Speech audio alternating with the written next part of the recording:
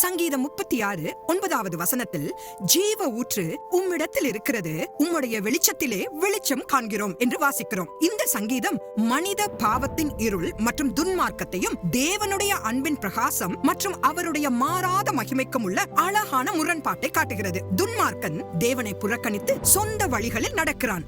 ஆனால் தேவனின் குணாதிசயமோ அளவிட முடியாத தெய்வீக இரக்கம், உண்மையுள்ளம், நீதி மற்றும் அன்புமாகும். குழப்பங்களும் சீர்கேடுகளும் நிறைந்த இந்த உலகத்தில் உண்மையான ஜீவன் அதன் ஊற்றாகிய தேவனிடமிருந்தே வருகிறது. அதனால்தான் எபேசியர் 3:18-19 காணப்படாத தேவன் மேல் நாம் வைத்திருக்கும் விசுவாசத்தின் மூலம் அன்பில் வேரூன்றி நிலை பெறாவிட்டால் அறிவு கெட்டாத இயேசு கிறிஸ்துவின் அகாப்பே அன்பின் அகலம், நீளம், ஆழம் மற்றும் உயரம் என்னவென்பதை நாம் கிரகிக்க முடியாது என்றும், அப்போதுதான் நாம் தேவனுடைய சகல பரிபூரணத்தினாலும் நிறைந்திருக்க முடியும் என்றும் அப்போஸ்தலனாகிய பவுல் எழுதியுள்ளார்.